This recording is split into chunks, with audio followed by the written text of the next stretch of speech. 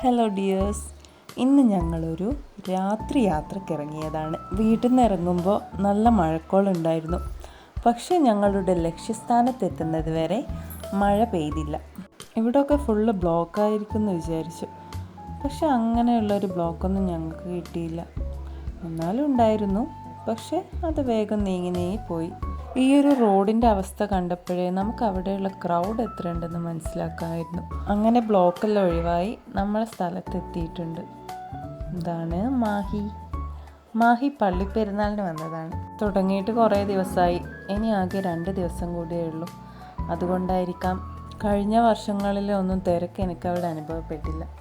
എന്നാലും ആളില്ലാതില്ല. കേശു ആകെ എക്സൈറ്റാണ്.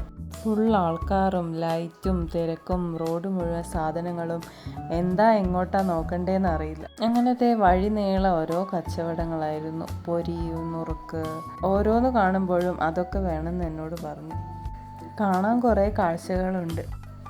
ഓരോ സാധനം വേണമെന്ന് പറഞ്ഞ് കരച്ചിലാണ്. ബലൂണ് വേണം, ഐസ്ക്രീം വേണം, വണ്ടി വേണം. ഇതാ അവസാനം ഞങ്ങളൊരു ഐസ്ക്രീം കടയിലെത്തി. ഒരു സൈഡിൽ ഐസ്ക്രീം, മറ്റേ സൈഡിൽ കുലുക്കി സർബത്ത്. നല്ല പാട്ടൊക്കെ ഉണ്ടായിരുന്നു കേട്ടോ. പാട്ടിൻ്റെ താളത്തിനൊത്ത് അവൻ അവിടെ കുലുക്കി സർബത്ത് ഉണ്ടാക്കുകയാണ്. പക്ഷേ കേശുവിൻ്റെ നോട്ടം മൊത്തം ഐസ്ക്രീമിലായിരുന്നു. കുറച്ച് സമയത്തെ കാത്തിരിപ്പിന് ശേഷം ഐസ്ക്രീം കൈ കിട്ടി. 4 ഐസ്ക്രീം ഉണ്ടായിരുന്നു. ഞങ്ങൾ 5 പേരുണ്ടായിരുന്നു. പക്ഷേ 4 ഐസ്ക്രീം വാങ്ങി. ഞാനും കേശുവും 1 വെച്ച് അഡ്ജസ്റ്റ് ചെയ്തു.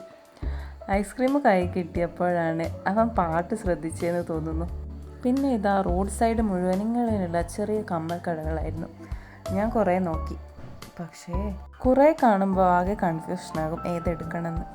അങ്ങനെ കുറേ നോക്കി ലാസ്റ്റ് ഒന്നും വാങ്ങാതെ ഇങ്ങ് പോന്നു. പിന്നെ ഇത് അടുത്തൊരു സ്റ്റാളിലോട്ട് പോയി.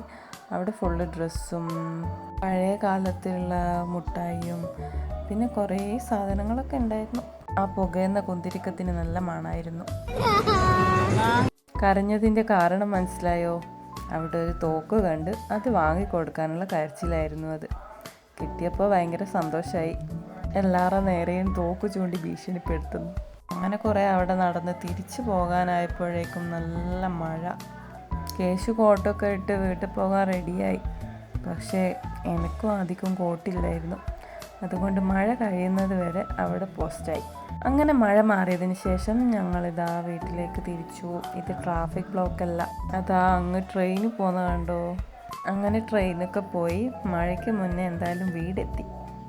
വീഡിയോ ഇഷ്ടമായാൽ സപ്പോർട്ട് ചെയ്യുക, സബ്സ്ക്രൈബ് ചെയ്യുക. അപ്പോൾ താങ്ക് യു ഫോർ വാച്ചിങ്.